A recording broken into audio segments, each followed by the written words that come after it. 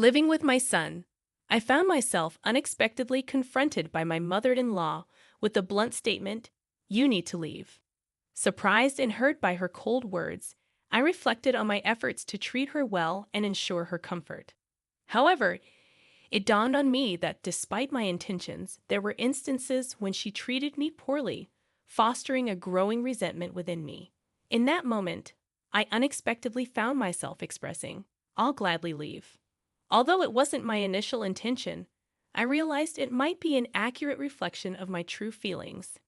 With my husband away on a business trip, the only one facing consequences if I left would be my mother-in-law.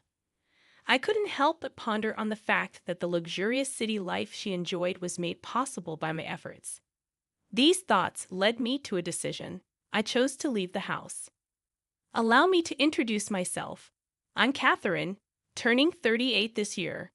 Married for a decade, my husband and I, both working professionals, once contemplated having children. However, medical challenges made natural conception nearly impossible. After careful consideration, we decided to forego fertility treatments and embrace a childless life together. Our family dynamics shifted when my father-in-law fell ill and eventually passed away. Faced with ailing knees, my mother-in-law struggled to live alone in the family home. The idea of hiring a caregiver crossed our minds, but for safety reasons, we concluded it was best for her to live with us. During the planning of our new house, we incorporated features with her comfort in mind, including a ground floor room equipped with a small bathroom, kitchen, and toilet. Despite exceeding our budget, we believed it was the right decision, showcasing our consideration and kindness towards my mother-in-law's needs. It appeared that my mother-in-law didn't share the same perspective. I started noticing a shift in her behavior ever since she began living with us. While I had never harbored any negative impressions of her in the past, her recent actions had taken a more aggressive turn. What struck me was that her aggression heightened notably when my husband was away. Given his career in sales, my husband had started traveling abroad more frequently, with week-long trips becoming the norm. On one such occasion, after bidding him farewell for his international business trip, I was preparing for work when I heard my mother-in-law's loud demand from downstairs, "Hey, come down here right now." Curious about the urgency, I hurried to the first floor, only to find everything seemingly normal. She was casually sitting in the living room watching TV. I expected an emergency, but it turned out she just wanted me to make her breakfast, something she had never requested before. Both my husband and I have full-time jobs, and she had always managed her own meals. Puzzled, I asked if she wasn't feeling well, suggesting she see a doctor. Dismissing my concern, she asserted that as my husband's wife, it was my duty to take care of her. She went on to mention other households where the wife, like me, prepares 3 meals a day, seemingly oblivious to the fact that those situations involve homemakers. Trying to convey our work commitments, I explained the impossibility of preparing breakfast and midday meals. However, she simply turned up the TV volume in frustration, indicating she wasn't interested in hearing my perspective. Realizing the futility of the conversation, I chose to remain silent that day. Upon returning home after work, I found my mother-in-law waiting for dinner. In an effort to bridge the gap, I had prepared lasagna, a dish she loves. But she was dismissive, exclaiming, "What's this? It's way too salty." She promptly threw all the prepared food into the trash. Following that incident, my mother-in-law's demeanor took a sharp turn, becoming increasingly domineering.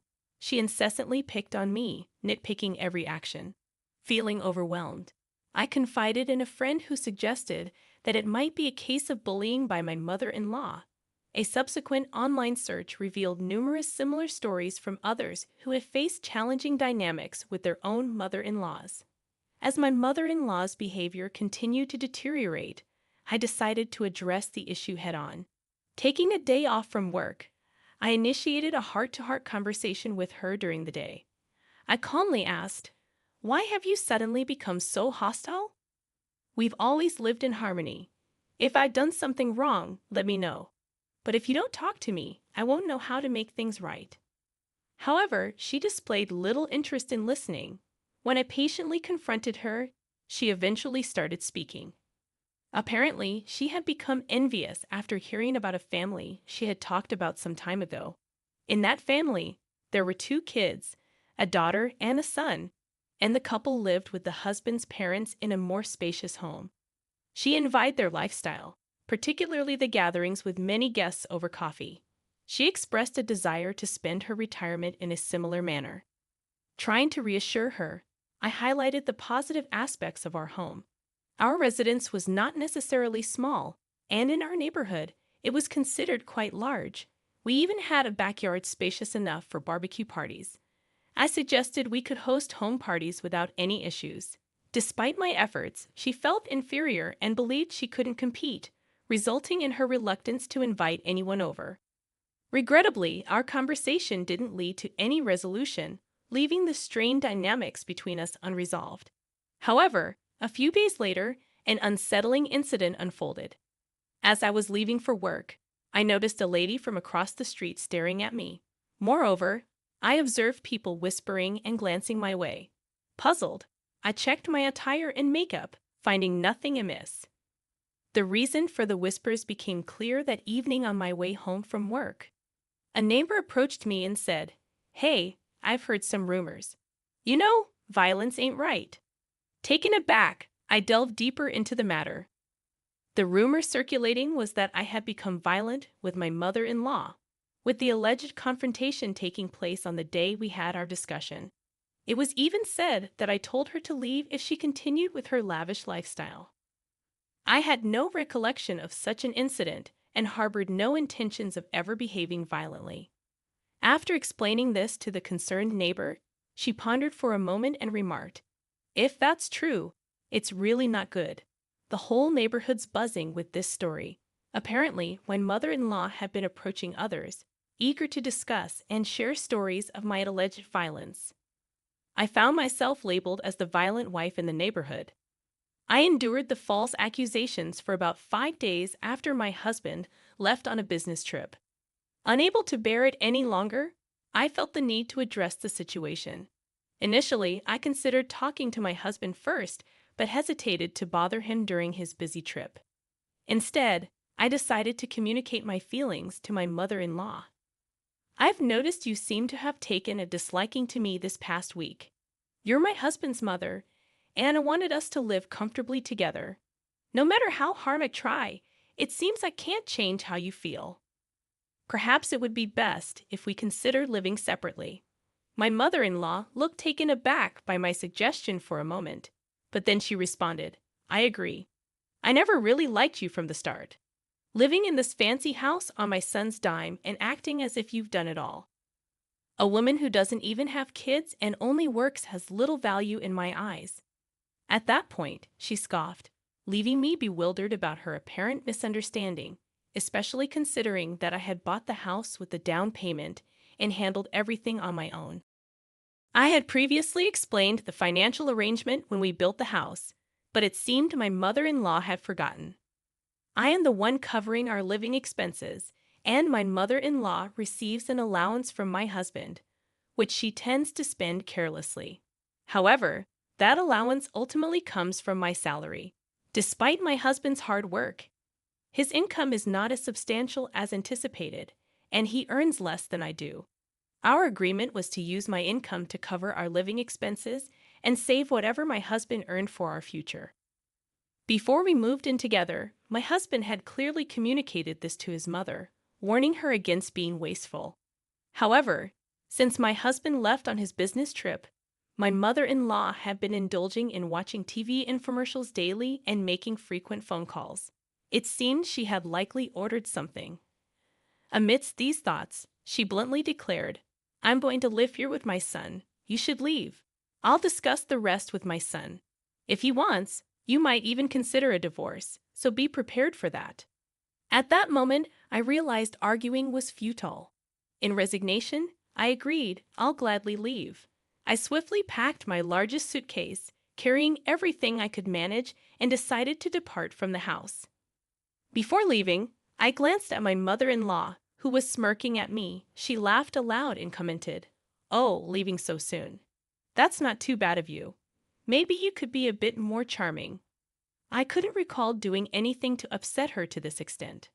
I had always provided her with rides when needed and made an effort to spend time with her to alleviate any loneliness. Despite our decision as a couple not to have children, it was not within her rights to dictate our life choices. As anger surged within me, I thought that my mother-in-law would be the one regretting this in the end. With that thought, I left the house with my heavy luggage. Faced with the sudden directive to leave, I pondered where I would go. My childhood home was a plane ride away, and I couldn't abandon my job. Moreover, I didn't want to worry my parents. The first place that came to mind was my office. Running my own business, a small cafe, I employed 2 part-time students, but I primarily manage it on my own. The cafe is situated in a 1-story house, with the extra space used as an office and storage. Despite its modest size, there's enough room for someone to live. Typically, I commuted from home to the office. However, the idea of living at the office appealed to me as it would eliminate the need to cook for my mother-in-law, allowing more time for work. As someone passionate about my job, I eagerly envisioned the extra working hours. While setting up a living space in the office, I cleared out piles of cardboard boxes and decided to sleep on the blanket I had laid out for napping. I arranged a table and chairs to make work more convenient. By evening, the 2 part-time students came in for their shifts and were surprised to see the office transformed. Once I explained the situation, they readily understood and even offered to help wherever needed. Feeling grateful for their kindness, I considered them valuable members of the team. They had received excellent feedback from our customers, who praised not only the ambience and food quality, but also the service provided by the part-time staff. Contemplating raising their pay, I received a call from my husband, who was supposed to be on a business trip. Unfortunately, I could only check the message around 9:00 p.m. My husband mentioned he had returned earlier than expected and, upon arriving, noticed many of my belongings were missing. He confronted my mother-in-law, who initially refused to disclose my whereabouts. After pressing her for about an hour, she finally explained the issues between us, leading my husband to realize that I had left. Concerned, he quickly tried to contact me, resulting in several missed calls. Considering my husband didn't show up at my workplace, I appreciated his understanding of my situation. Feeling guilty about making him worry, I called him back promptly. When my husband answered, asking what had happened, I hesitated about whether to be honest about everything. However, his persistence compelled me to spill the truth. I briefly explained what my mother-in-law had done to me, and I could tell from my husband's voice that he was furious. He wanted to talk as soon as I finished work. After locking up the cafe and office, I headed home. I had never seen my husband this mad before, so the thought of meeting him in this state was intimidating. I reached home around 10 p.m. and noticed that only the lights on the first floor were on. My husband and my mother-in-law must be in the living room. When I tried to unlock the door, my key wouldn't fit. I knocked at the door, and my husband came out to unlock it. As I entered the living room, there sat my mother-in-law with a sulky expression. Apparently, after I left, she had changed the locks without telling anyone. My husband hadn't noticed earlier since the door was unlocked when he got back from his trip. My husband immediately wanted to hear the whole story from me, so I told him about the incidents over the past week, explaining how my mother-in-law suddenly became overbearing, wouldn't listen during our talks, and went as far as spreading lies about me to the neighbors. Every time I pointed this out, she would accuse me of lying. However, when my husband insisted on hearing everything, she just went silent. After I finished speaking, it was my mother-in-law's turn. She claimed I was violent towards her and wouldn't stop even when she asked me to.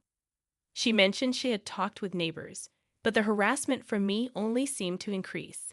She even began to say that if the neighbors were asked, they would know all about my doings. I wondered what made my mother-in-law so confident to make such outrageous claims. The conversation seemed to be going in circles, and there was no clear conclusion. So I decided to show something to my husband. I had been collecting video and audio footage, and with just a few taps on my smartphone, I could record instantly. Over the past week, I had recorded every time my mother-in-law made snide remarks. Whenever I had the chance, I would prop up my phone to capture my mother-in-law harassing me on video. The footage showed her yelling at me to make dinner and even calling me defective for not having children. Children seeing this, my husband was furious, his face turning bright red. On the contrary, my mother-in-law looked pale, as if she had seen a ghost. In a desperate attempt to save face, she claimed, "This isn't right, Catherine. It's just a misunderstanding. It seems like I'm the bad one, but that's because you cut out the parts where you were being mean. In reality, you've done much worse to me." However, my husband, who had experience with video editing, wasn't convinced. If the video had been edited unnaturally, he would have noticed right away. It seemed like my husband completely trusted me, just as I hoped. He began considering living separately from my mother-in-law. Despite her vehement objections, my husband seemed firm in his decision. During this period, I decided to stay at the office.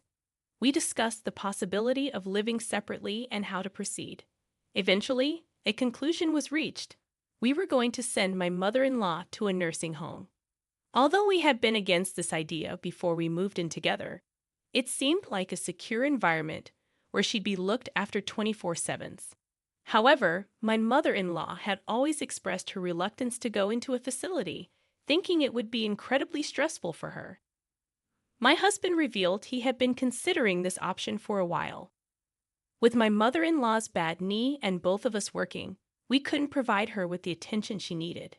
He believed that the only way to ensure her safety was for her to be in a facility. Despite her pleas not to be put in a facility, my husband stood firm.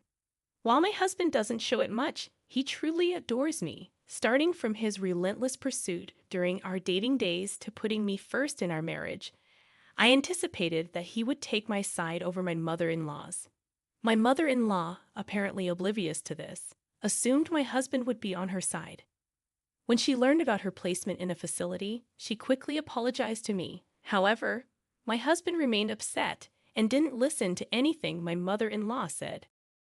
Throughout all this, I focused on running my cafe. Initially open only for lunch, I expanded to serving breakfast and offering evening alcohol. To my surprise, the number of customers nearly doubled, and I inadvertently shared the news with my mother-in-law, thanking her for the opportunity. However, it came off as sarcasm, and she didn't seem pleased. In the end, we chose the closest senior facility for my mother-in-law, despite its higher cost. It was known for its excellent services. Despite past tensions, I never wished ill on my mother-in-law. I'm thankful for her role in raising my husband. Forced into the facility, I heard she caused a lot of trouble, having disputes with other residents over minor issues like making eye contact or speaking too loudly whenever I visited. Fortunately, it never reached a point where they had to kick my mother-in-law out of the facility. But they ended up isolating her from the others. The staff kept me updated about her situation. Initially, she was quite spirited, but about 6 months into her stay, I was informed that she seemed to lose her energy, possibly feeling lonely without much interaction. Recently, with the help of the staff, I received a report that she's now able to converse well with other residents. However, it appears that her nature hasn't changed, and due to her bad attitude, she was eventually evicted from the facility. Although she moved to another facility, she ended up isolated, and her loneliness seemed to intensify, possibly leading to dementia. It's a bit sad that she had to be separated from her son, my husband. However, if it ensures everyone's peace, it might be for the best. Now, I live in Europe with my husband. He had been traveling abroad more frequently for work, and recently he mentioned he wouldn't be able to return home for about a month. Then he suggested he'd like to take me abroad with him. Although I ran a cafe and initially thought I couldn't possibly leave, 2 of my student workers were graduating. So I decided to close the cafe and follow my husband. I dreamed of running a restaurant abroad and set off for Europe. At first, the language barrier was tough, and I mostly stayed home. However, after making friends in the neighborhood, my perspective changed. A friend got me a job at the local grocery store, and gradually, I was able to communicate better. Eventually, I decided to open a small cafe in a corner of the town. We had a house back in Oregon that was still being mortgaged. We contemplated whether to sell it or not, but due to some false rumors in the neighborhood, we sold it to fund the new cafe. Thanks to the many acquaintances I'd made, a lot of people visited on the opening day. It was also promoted on social media as a homey cave run by an American, and some customers even came all the way from the US. The reason I started the cafe was that I managed to get permanent residency in Europe. My husband's company proposed relocating him to their branch in Europe, so we ended up settling there. He eventually quit that job, but in his new job, he seems to be really shining and is now earning about the same as I am. Now that we've settled down in Europe, with both of us working, it's challenging to figure out where to use our money. To our surprise, we found out we were expecting, despite being told that natural conception would be difficult. It feels like a gift from above. Raising a child will be challenging, but I believe my husband and I will manage. We can't wait to meet our baby, even though the due date is a way off. The town I live in is filled with friendly folks, and when I shared the news of my pregnancy, everyone was genuinely thrilled for me. I believe that in this environment, our child will surely have a happy life.